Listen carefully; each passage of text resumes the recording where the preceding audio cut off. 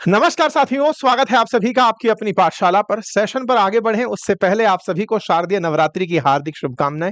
अपनी पाठशाला अंकित inspires India बातें बाजार की सभी टीम्स आप सभी को अपनी तरफ से बहुत सारी शुभकामनाएं प्रेषित करती है। माँ देवी कृपा आपके ऊपर बनाए रखें। आज के सेशन पर आगे बढ़ते हैं। जैसे ही आज की चर्चा होती है, नवरात्रि के शुभ आरंभ से आज हमारे देश में कुछ और शुरू हुआ है और वो है बचत उत्सव। बचत उत्सव असल मायने में भारत सरकार के द्वारा जीएसटी में कटौती करके शुरू किया गया एक प्रकार का त्योहार रूपी कार्यक्रम है।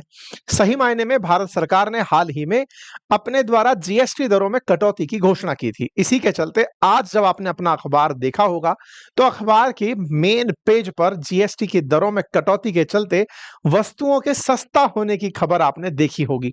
वस्तुओं के सस्ता होने में आपने तमाम प्रकार से, फिर चाहे गाड़ियां हों चाहे इंश्योरेंसेस हों, इन सब के सस्ते होने की खबर सुनी होगी। हेडलाइंस कुछ इस तरह से बनी हुई थी कि इस बार जीएसटी बचत उत्सव मना रहे हैं आप नवरात्रि के अवसर पर। देश के अंदर जीएसटी 2.0 लागू हो चुका है। टेक्निकली जीएसटी की दरों में भारत सरकार के द्वारा आज से कुछ दिन पहले जो अनाउंसमेंट किया गया था जीएसटी रेट कट का, वो आज लागू हो गया है। अर्थात सरकार के द्वारा जो कुछ दिनों पहले घोषणा की गई थी कि हम जीएसटी की दरों में सुधार करेंगे, जीएसटी की स्लैब्स को हटाएंगे, वो आज से लागू हो रहा है और उसके लागू होते ही वस्तुओं की कीमत में भारी गिरावट देखी जा रही है। आज के सेशन में जिक्र इसी बात का होगा कि क्या ये जीएसटी की दरों के कटने से जो राजस्व की प्राप्ति सरकार को होती थी उससे क्या सरकार को घाटा होगा? अगर हाँ, तो सरकार उस घाटे की भरपाई कैसे करेगी? साथ ही साथ अगर मांग बढ़ती है तो उससे उत्पादन पर क्या असर पड़ेगा? बाय द वे, जब मांग और उत्पादन की बात होती है तो अर्थव्यवस्था से आपका संदर्भ होता है और अगर आप चाहते हैं अर्थव्यवस्था की जानकारी लेना तो आपको चाहिए अगर हिस्ट्री, ज्योग्राफी, पॉलिटी, इकोनॉमी का कंप्लीट कोर्स, तो आप आ सकते हैं अपनी पाठशाला एप्लीकेशन पर, जिसका लिंक कमेंट बॉक्स में है। वहां पर मैंने डिटेल में ये कोर्स पढ़ाया हुआ है। साथ ही साथ जो कंटेंट पढ़ाया है उसका हैंड रिटन मटेरियल उपलब्ध है किताब के फॉर्मेट में। उसे भी आप फ्लिपकार्ट से या फिर इसी सेशन के नीचे लगे स्टोर से आप ऑर्डर कर सकते हैं। मेरे प्यारे साथियों, अब मैं आपको एक एक करके सारी बातों तक लेकर चलता हूं। हमारा मूल सवाल यही रहेगा, हालांकि हमने 4 सितंबर को ही सेशन करके बता दिया था कि अमेरिका से निपटने के लिए जीएसटी रिफॉर्म्स की घोषणा हुई थी। ये हमने उस समय आपको जानकारी दी थी। हालांकि भारत सरकार ने कहा कि नहीं, अब सही समय था इसलिए हमने किया, लेकिन सब जान रहे हैं कि अमेरिकी टैरिफों का असर भारत पर ना पड़े और साथ ही साथ भारत में जो स्लो हो रही इकोनॉमी है या फिर अर्थव्यवस्था के अंदर जो थोड़ा सा सुस्ती सी दिखाई दे रही थी, उसे अब गति मिल सके इसलिए किया गया ये प्रयास था। अर्थव्यवस्था में सब इसी तरह से चीजें की जाती हैं। फिलहाल के लिए हम चर्चा करेंगे एक एक उस बात पर कि अल्टीमेटली रिक्वायरमेंट के साथ साथ सरकार निपटेगी कैसे। क्योंकि जब भी कोई टैक्स लगता है तो वो टैक्स सरकार के खाते में जाता है। सरकार का जो कंसोलिडेटेड फंड ऑफ इंडिया है, संचित निधि है, उसमें टैक्स जो लगा है वो पे होता है।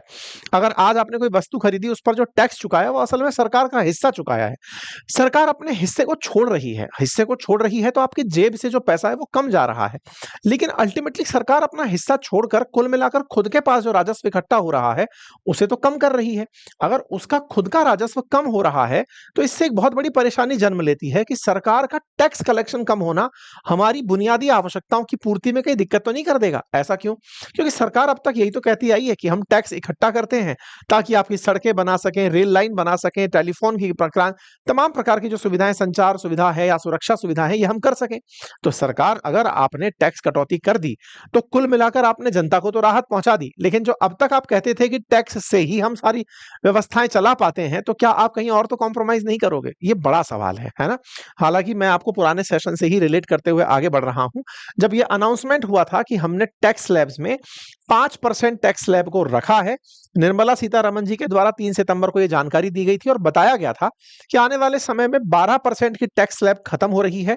12% की अधिकतम वस्तुओं को 5% टैक्स स्लैब में डाल दिया गया था या फिर 0% टैक्स स्लैब में। ऐसे ही एक 18% टैक्स स्लैब बची है, 28% टैक्स स्लैब को खत्म कर दिया गया था। तो 12% और 28% टैक्स स्लैब खत्म हुआ था। उसके बाद में जो नई टैक्स स्लैब बनकर आई उनमें से 18, 5 और 0 तो थी ही थी। 12 और 28 ये दोनों खत्म हुई 28 की जगह 40% का टैक्स स्लैब निकल कर आ गया। यानी कि जो 12% टैक्स स्लैब है ना, टेक्निकली वही एक तरह से खत्म हुआ। 28% की जगह तो 40% का टैक्स स्लैब आ चुका है। हालांकि सभी वस्तुएं जो 28% में आती थी वो 40 में नहीं गई हैं, लेकिन हाँ, एक नया टैक्स स्लैब आ चुका है। तो अगर हम कहें कि पहले 5 टैक्स स्लैब थे, तो अभी जो टैक्स स्लैब बचे हैं वो 4 हैं। वैल्यूज बदल गई हैं, 12%, 28% हट चुके हैं, 40% अब आपके सामने है। इस प्रकार से नए टैक्स स्लैब बाजार के अंदर आ चुके हैं। तो 0% को अगर आप टैक्स स्लैब कंसीडर करते हैं तो फिलहाल 5%, 18% और 40% इस प्रकार से टैक्स स्लैब भारत के अंदर जीएसटी 2.0 के अंदर रखे गए हैं। 5% में अति आवश्यक वस्तुओं को, जिन्हें असेंशियल कहा गया है, उन्हें रखा गया है। 18% में स्टैंडर्ड गुड्स को रखा गया है और 40% में लग्जरी गुड्स या सिन आइटम्स को, यानी कि जिनसे आपके सेहत को नुकसान हो सकता है, या तो उनको या फिर वो विलासिता की वस्तुएं हैं, उन्हें इस परसेंटेज में रखा गया है। ठीक है साहब। तो जीएसटी बचत उत्सव के बारे में अनाउंसमेंट करने कल प्रधानमंत्री खुद आए। उन्होंने राष्ट्र के नाम संबोधन किया और कहा कि हम स्वदेशी को अपनाने पर फोकस करें। आएंगे उन सब बातों पर, लेकिन फिलहाल प्राइस में जो कटौती हुई है, लगभग 375 आइटम्स ऐसे हैं जिनके प्राइस में आज कटौती की बात की जा रही है। हम उसकी चर्चा कर लेते हैं। और एक सबसे बड़ी चिंता जो सबसे ज्यादा व्यक्त की जा रही है वो है मुनाफाखोरी की। मुनाफाखोरी मतलब जो वस्तुओं में टैक्स कटने से जो कीमतें निकल कर आई हैं, भाई अगर कोई वस्तु एक्स अमाउंट की थी, उसका टैक्स स्लैब कम हुआ है तो जनता को वो सस्ती पड़नी चाहिए, लेकिन क्या वाकई में जो बेचने वाला विक्रेता है वो उसे सस्ती देगा, या ये मान लेगा कि ये इतने का तो पहले ही खरीद लेता था, तो इसको इतने में ही बेचता रहता हूं, वस्तु की कीमत बढ़ा देता हूं।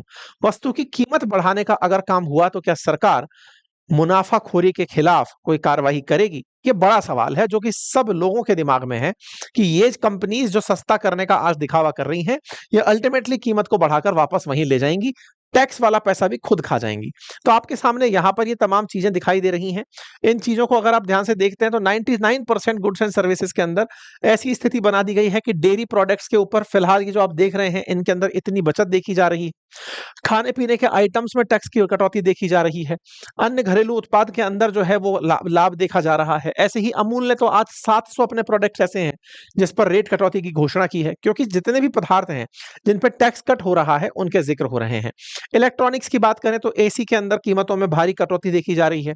ऐसे ही अगर हम बात करें गाड़ियों की, तो गाड़ियों की कीमतों में भी काफी ज्यादा कटौती की बात आ रही है। जितनी भी कंपनियां हैं, चाहे टाटा है, चाहे महिंद्रा है, मारुति है, टाटा, इन सब के दामों में कटौती की बात निकल कर आ रही है, क्योंकि अल्टीमेटली इन सभी गाड़ियों ने टैक्स जो जनता से वसूलते थे, अब वो सरकार उसको नहीं लेगी। ऐसे ही बाइक की बात हो, तमाम प्रकार की गाड़ियों की कीमतों में काफी कमी देखी जा रही है।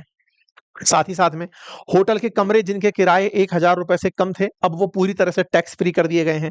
और जिनका 1,000 से 7,500 के आसपास किराया था, उनका टैक्स 5% ही कर दिया गया है। और जो 7,500 से ऊपर वाले टैक्स कमरे थे, उन पर 18% जीएसटी की बात की गई है। तो कुल मिलाकर के अब टैक्स के अंदर स्टे यानी कि टूरिज्म के अंदर चीजें सस्ती पड़ेंगी। जो सिनेमा टिकट्स थे उनके अंदर टैक्स के अंदर राहत दी गई है। तो कुल मिलाकर के बहुत सारी चीजों में कीमतों की कमी की गई है ना। ऐसे ही जो कुछ पदार्थ ऐसे हैं जो कि सेहत के लिए अच्छे नहीं हैं, उन्हें 40% टैक्स में डाल दिया गया है। या फिर विलासिता वाले जिन्हें काउंट किया जाता है, उन्हें 40% टैक्स में डाल दिया गया है। जैसे तंबाकू, गुटखे, इन सब के ऊपर टैक्स को बढ़ा दिया गया है। पान मसाला, इन पर टैक्स को बढ़ा दिया गया है। और कुछ कार और बाइक्स, जैसे पेट्रोल की गाड़ियां जो 1200 सीसी की हैं और 4 मीटर से ज्यादा लंबी हैं, उन पर 40% टैक्स लगा दिया है। ऐसी डीजल गाड़ियां जो 1500 सीसी और 4 मीटर से ज्यादा लंबी हैं, उन पर 40% टैक्स लगेगा। ऐसे ही जो मोटरसाइकिलें 350 सीसी से ज्यादा की हैं, उनको इसी टैक्स के दायरे में लाया जा रहा है। प्रधानमंत्री ने कल आकर के बकायदा राष्ट्र के नाम संबोधन किया, अपनी तरफ से इस बात का अनाउंसमेंट किया कि अब हम स्वदेशी का मंत्र अपनाते हुए जीएसटी बचत उत्सव का लाभ कमाएं। प्रधानमंत्री के द्वारा अनाउंसमेंट हुआ। अनाउंसमेंट के बाद में पूरी तरफ ये मीडिया में न्यूज बन गई। इसके बाद अपोजिशन सक्रिय होता है। अपोजिशन एक एक करके प्रधानमंत्री के दावों पर प्रतिक्रिया देता है। जयराम रमेश जी का बयान आता है, उसमें बताया जाता है कि देखिए, इस देश के अंदर जीएसटी के बारे में सबसे पहली चर्चा कांग्रेस ने की थी।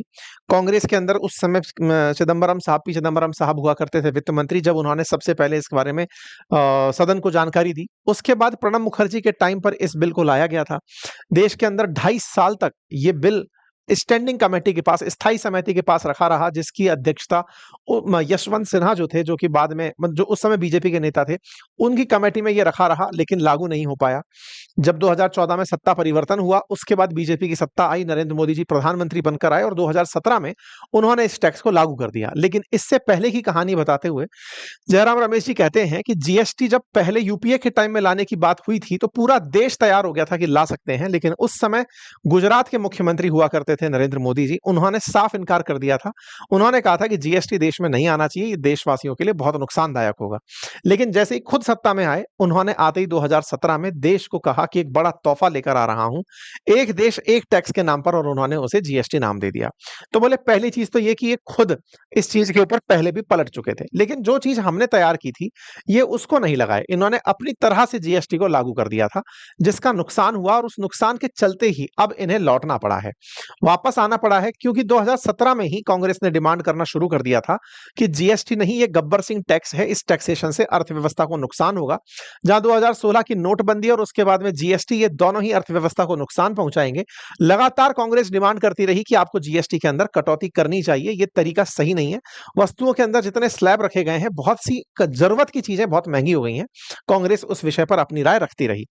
कांग्रेस की तरफ से जयराम रमेश जी ने एक बात और मेंशन की, और उसमें यह कहा गया कि हम लोगों ने जिन टैक्स स्लैब्स के बारे में चर्चाएं की थी, हम चर्चा कर रहे थे कि आप वापस आइए। ये वापस आए तो उस दौर में जब ट्रंप ने देश पर टैरिफ लगाए, तो ट्रंप के टैरिफ का देश पर असर ना पड़े, उस समय पर इन्होंने अपनी तरफ से टैक्सेशन में राहत दी। ये अपोजिशन का स्टैंड है, ठीक है साहब।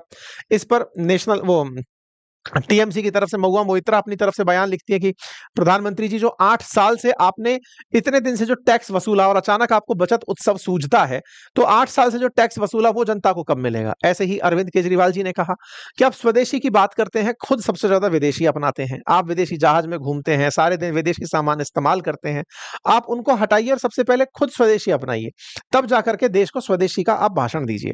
यानी अपोजिशन ने प्रधानमंत्री को उनके दिए बयानों पर काफी सारी चीजों पर प्रतिक्रिया दी। हालांकि अल्टीमेटली हर कोई चाहता था कि जीएसटी की दरों में कटौती हो, लेकिन जब बात क्रेडिट की हो तो सत्ता पक्ष के सामने विपक्ष यही तो बताएगा कि ये तो हम बहुत समय से कहते आ रहे थे, अब आपको सूझा है और अब आप इसका क्रेडिट लेना चाहते हैं। निर्मला सीतारमण जी ने अपनी तरफ से ये बात रखते हुए कहा कि ये गरीब का, मध्यम वर्ग का और नए मध्यम वर्ग, युवा, किसान, इन सब के लिए जरूरी काम किया है हमने लोकल मैन्युफैक्चरर्स को बढ़ावा देने के लिए काम किया। तो निर्मला सीतारमण जी ने अपनी तरफ से बातें रखी। आप और हम ये सब जानते हैं कि भारत पर जब से अमेरिकी टैरिफ लगे हैं, हालांकि हमारा एक्सपोर्ट पूरी तरह से बाधित नहीं हुआ, क्योंकि हम अगर उनके साथ व्यापार करते हैं तो $40 बिलियन का ही हमारा मुनाफा बाधित होगा, लेकिन सही मायने में भारत का एक आत्म स्वाभिमान बाधित हुआ ट्रंप की नीतियों से। ट्रंप की नीतियों से बाधित हुआ से मतलब है कि उन्होंने हमें ये याद दिला दिया कि आप हमारे बिना कुछ नहीं हो, आपको एक्सपोर्ट करना है तो हमें करना है, आपको अगर कंपनियों पर आश्रित रहना है तो अमेरिकी कंपनियों पर रहना है। इसी वजह से प्रधानमंत्री ने इसे काउंटर करने के लिए राष्ट्र के नाम संबोधन में आत्मनिर्भरता पर बल दिया। उन्होंने कहा कि अब हम वो सामान खरीदें जो भारत में बना हुआ हो। इसका उद्देश्य यह है कि अमेरिका असल में चाहता क्या है कि भारत के बाजार में अपना सामान भेजे, लेकिन जब कोई हम अपना सामान खरीदते समय विदेशी सामान खरीदेंगे ही नहीं, तो वो अपने जो थॉट प्रोसेस है उसमें कामयाब नहीं हो पाएगा। इसी वजह से प्रधानमंत्री ने कहा कि हर दुकान वाला अपनी दुकान को स्वदेशी सामान से सजाए और कहे कि हम स्वदेशी के प्रतीक चिन्ह बनकर खड़े हैं। देश को समृद्ध बनाने के लिए स्वदेशी सामान हमें अपनाना होगा, लोगों को आगे आना होगा, उनको पहचान देनी होगी। तमाम प्रकार से प्रधानमंत्री ने स्वदेशी को प्रमोट कर दिया। एक चीज मैं यहां पर आप लोगों को याद दिलाना चाहूंगा कि देश में स्वदेशी अक्सर जब विदेशी सत्ता के खिलाफ हम रहे हैं तब अपनाया गया है। सत्ता कहिए या फिर ताकत कहिए, दोनों में से जिसके भी खिलाफ रहे हैं, हमने स्वदेशी को प्रमोट किया है। सबसे पहले स्वदेशी प्रमोट किया गया था 1905 में, जब बंगाल का विभाजन हुआ था। जब बंगाल का विभाजन हुआ उस समय भी बंगाल के विभाजन के खिलाफ ब्रिटेन की सत्ता को चैलेंज करने के लिए स्वदेशी का नारा दिया गया था। ठीक इसी प्रकार से कुछ दिनों पहले भी जब चाइना के साथ में हमारा बवाल हुआ गलवान वैली को लेकर के, तब भी देश में एकदम लहर छिड़ी थी, स्वदेशी अपनाना है, चाइनीज माल का बायकॉट करना है, चाइनीज ऐप बैन करने हैं। चलो खैर, भारत ने उस समय चाइनीज ऐप तो बैन कर दिए, लेकिन जब अमेरिका से हमारा मामला फिरा फिर से हमें स्वदेशी याद आया। यानी हमें घूम फिर के स्वदेशी याद तो आता है, लेकिन वो बहुत कम समय के लिए याद आता है। अब हमें फिर से याद तो आया है कि स्वदेशी अपनाना है, लेकिन अभी हमने अमेरिकी सामान का बायकॉट करना या फिर अमेरिकी ऐप का बैन होना, ये दोनों ही नहीं देखा है। शायद ये अमेरिकी दबाव ही होगा कि हम बस दबे मुंह ये तो कह रहे हैं कि स्वदेशी अपनाना है, लेकिन हम ये नहीं कह पा रहे हैं कि विदेशी का विरोध करना है या चीनी सामान का बहिष्कार करना है या चीनी कंपनियों को बायकॉट करना है। यह अमेरिका की सॉफ्ट पावर कहिए या हार्ड पावर कहिए, कोई भी नेता, इवन कोई छुटभैया नेता भी गली के अंदर इस तरह की बयानबाजी देते हुए नहीं दिखाई दे रहा है। अल्टीमेटली अमेरिकी पावर है, और यही बात समझते हुए प्रधानमंत्री भी कह रहे हैं कि भैया खुद से आत्मनिर्भर बन जाओ, किसी को कुछ कहे बिना। अब सवाल बनता है कि अगर ऐसा होता है तो कुल नुकसान सरकार का कितना होगा? तो कहा जा रहा है कि एसबीआई रिसर्च के अनुसार जो रेवेन्यू सरकार प्राप्त करती है उसमें 85,000 करोड़ रुपए का नुकसान हो सकता है सालाना। ये एसबीआई का रिसर्च कहता है। अगर 85,000 करोड़ का राजस्व की दिक्कत होगी, तो ऐसे में फिर दिक्कत ये होगी कि इससे असर ओवरऑल जीडीपी पर पड़ेगा। भाई देश के अंदर गुड्स एंड मतलब ग्रॉस डोमेस्टिक प्रोडक्शन की अगर हम बात करेंगे तो उसके ऊपर असर पड़ेगा, क्योंकि सरकार की टैक्स कलेक्शन में दिक्कत आ जाएगी। तो आंसर इसका यह निकला कि नहीं, टैक्स कलेक्शन में दिक्कत आएगी, लेकिन उसी एवज में लोग कंजप्शन बढ़ाएंगे। कंजप्शन बढ़ाएंगे तो एक्सपेंडिचर बढ़ेगा, लोग खर्च करने ज्यादा निकलेंगे। अब लोगों के पास 2 लाख करोड़ रुपया जेब में ऐसा है, वो ज्यादा खर्च कर पाएंगे। वो अल्टीमेटली जब बाजार में कैश लेकर घूमेंगे, तो बाजार में जितना भी पैसा होता है वो होता सरकार का ही है, क्योंकि अल्टीमेटली आप उस पैसे को बाजार में देख लें चाहे बैंक में देख लें, वो सरकार का ही है। अर्थव्यवस्था को बैंक से ग्रो कराओ या बाजार से, वो है सरकार का ही। तो बाजार में अगर पैसा है तो बाजार में वो डिमांड रेज करता है।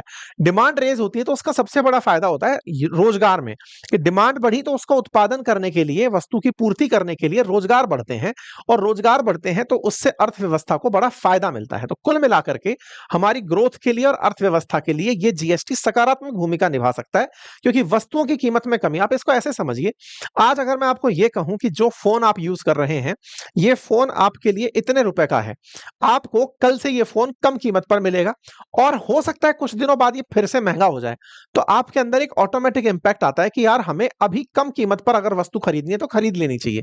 क्योंकि सबके मन में ये डर तो है कि कंपनियां कुछ ना कुछ ऐसा जुगाड़ जरूर कर लाएंगी ताकि इस लाभ को, यानी कि जो कीमतों में कमी हुई है, इसको वो अपने खेमे में ले जाएं और वो इससे लाभ कमा लें।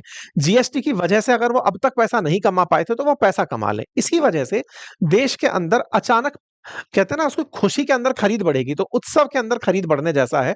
और खरीद बढ़ाना ही सरकार का सबसे बड़ा फिलहाल टास्क है। उनको लगता है कि उपभोक्ता का कंजप्शन अगर बढ़ा दिया जाए तो ये बहुत ही सकारात्मक रूप से आगे बढ़ सकता है। ठीक है साहब, तो ये सारी रिपोर्ट्स है, क्रिसिल भी यही कहता है, मूडीज भी ये कहता है, सीआईआई भी ये कहता है, सबके अंदर एक पॉजिटिव भाव है कि हाँ, इस तरीके से देश के अंदर ग्रोथ को तो बढ़ाया जा सकता है। तो अल्टीमेटली जीएसटी रेट कट होने का फायदा अगर आप उठाना चाहते हैं तो जल्दी से जल्दी उठाएं। और सरकार से उम्मीद की जाती है कि वो एंटी प्रॉफिटियरिंग यानी मुनाफाखोरी के खिलाफ सख्त कार्रवाई करे, लोगों के बीच में जागरूकता फैलाए कि ये वस्तु पहले इतने की थी अब इतने की है, उसके बारे में लोगों को जानकारी दे। लेकिन इसके बावजूद भी अगर ऐसा होता है कि कोई व्यक्ति कीमतों में कटौती नहीं कर रहा है और वो पुरानी कीमत पर ही आपसे वसूली कर रहा है, तो आपके सामने 2 नेशनल हेल्पलाइन दी गई हैं। आप इन नंबर्स पर अपनी शिकायत दर्ज करा सकते हैं। ऐसे में दोषी दुकानदार पर सजा या जेल का प्रावधान किया गया है। ठीक है, तो उम्मीद है कि आप सभी साथियों को बचत उत्सव मुबारक होगा और आप इसके फायदे अपने परिवारजनों को सबको देंगे, राष्ट्र निर्माण में महती भूमिका निभाएंगे।